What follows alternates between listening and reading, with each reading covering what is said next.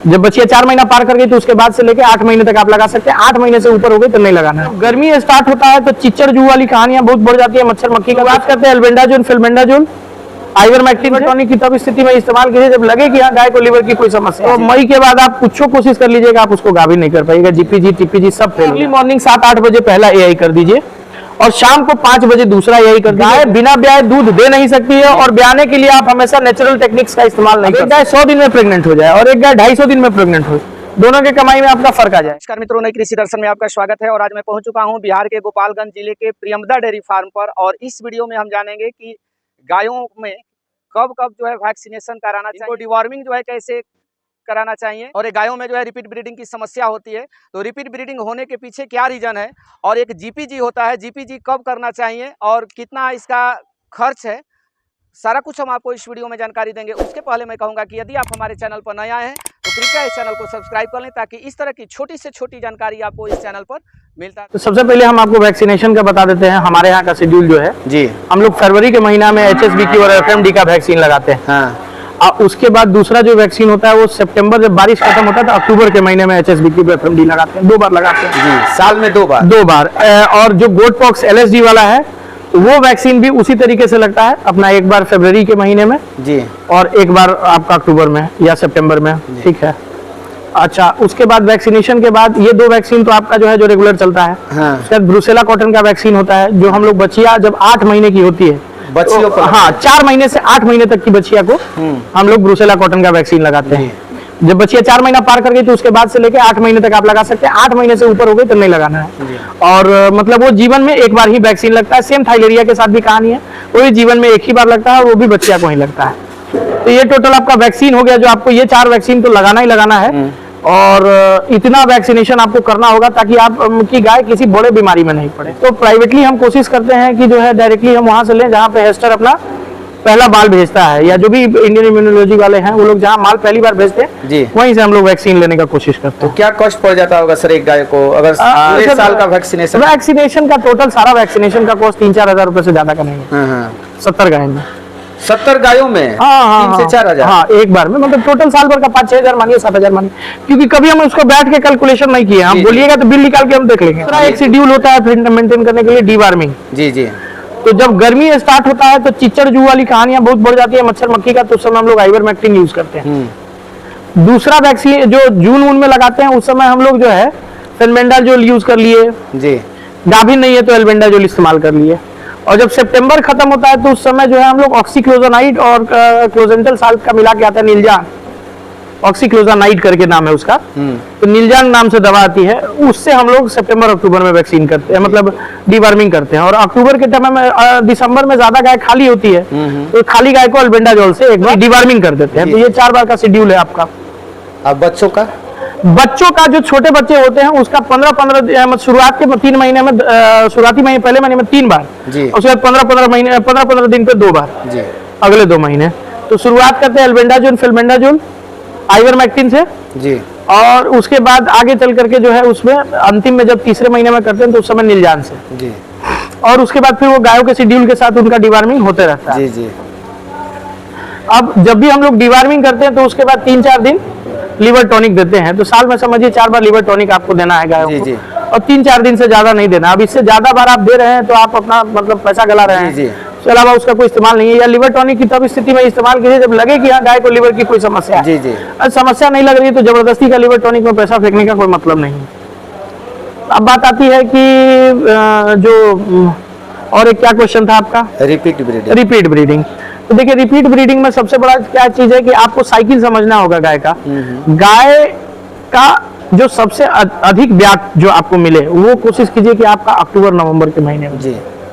तो मान लीजिए कि आपके पास 10 जानवर है और 5 हीफर है, तो 10 जानवर में से आपकी कम से कम 5 या 6 जानवर बच्चा अक्टूबर-नवंबर में देनी चाहिए। उसके बाद एक एक करके हर महीने देते रहे, फरवरी तक कोई दिक्कत नहीं। जब वो 5-6 जानवर आ गए तो एक तो होगा क्या कि आपके पास समय रह जाएगा कि अगर नवंबर-दिसंबर में वो फेल भी कर गई तो 1-2 महीने बाद उसको आप रिकवर कर लीजिएगा। लेकिन अगर फरवरी-मार्च वाली ज्यादा जानवर हुए हैं तो मई के बाद आप कुछ कोशिश कर लीजिएगा, आप उसको गाभिन नहीं कर पाइएगा। जीपीजी टीपीजी सब फेल हो जाता है। तो प्रयास यही होना चाहिए कि जैसे मान लीजिए कि हम जानवर को मैक्सिमम जो अपनी जानवर है सेकंड लैक्टेशन में, फर्स्ट लैक्टेशन, वो सब अक्टूबर नवंबर में भी आए।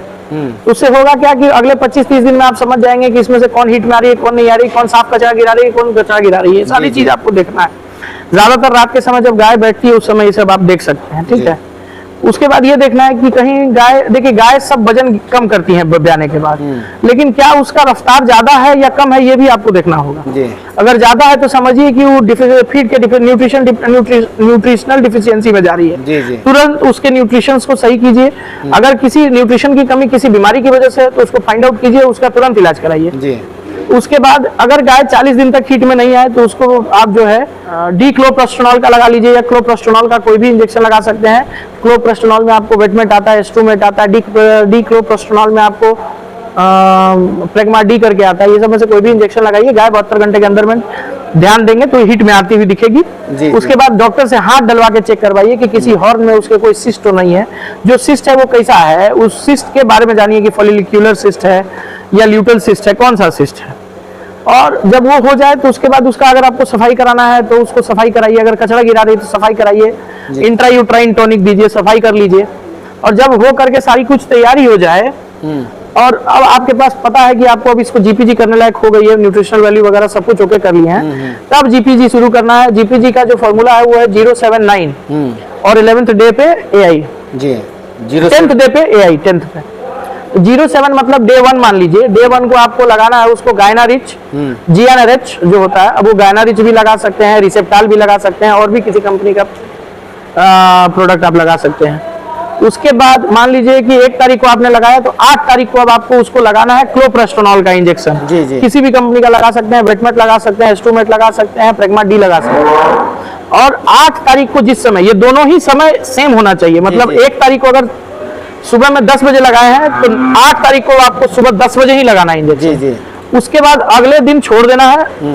उसके बाद जो मतलब क्लोप्रोस्टेनॉल का आपने 8 तारीख को 10 बजे सुबह में इंजेक्शन लगाया है, उसके 56 घंटे बाद मतलब 48 घंटे से अगर देखिएगा तो 9 तारीख का सुबह का 10 बजे और 10 तारीख के सुबह के 10 बजे आपका 48 घंटा होता है। उसके बाद 11, 12, 1, 2, 3, 4, 5, 6 बजे शाम को उसको जो है आपको ये दे देना है, दोबारा से GnRH का इंजेक्शन लगा देना है 2.5 ml। और 1 तारीख को भी जो GnRH लगेगा वो 2.5 ml ही लगेगा, और 2 ml डोज होता है आपका क्लोप्रोस्टेनॉल का। ये डोजेज आप नोट कर लेंगे। और वो जैसे शाम को 6 बजे लगा दिए, अगले दिन सुबह अर्ली मॉर्निंग 7-8 बजे पहला एआई कर दीजिए, और शाम को 5 बजे दूसरा एआई कर दीजिए, और दूसरे एआई के बाद गाय को धो दीजिए। तुरंत धो देना है? हाँ, धो दीजिए, ठंडा कर दीजिए गाय को पूर्ण रूप से, ठीक है। तो ये करने के बाद अगर आप 5-6 गाय में कर रहे हैं तो एटलीस्ट 80-85% रिजल्ट मिल जाता है। 10% गड़बड़ाएगी तो दोबारा जब हिट में आएगी तो सेकंड टाइम के हिट में आप फिर नॉर्मल उसको एआई कीजिए।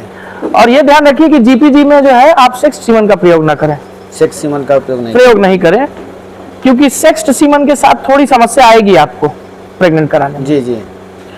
और चांसेस कम करेगा। हालांकि अगर सेक्स सीमन आपके पास एसटी जेनेटिक्स का है जो 4 मिलियन स्पर्म वाला है, तब आप कर सकते हैं, क्योंकि बाकी जो सेक्स सीमन होते हैं उसमें 2-2.5 मिलियन ही स्पर्म बचे रहते हैं। लेकिन एसटी जेनेटिक्स अभी नया टेक्नोलॉजी के साथ आया है कि 4 मिलियन स्पर्म छोड़ रहा है, तो उसकी वजह से जो है आप उसका इस्तेमाल कर सकते हैं। लेकिन वो बहुत महंगा है तो हम सजेस्ट नहीं करेंगे कि 4000-5000 का स्ट्रॉ आप यूज कीजिए।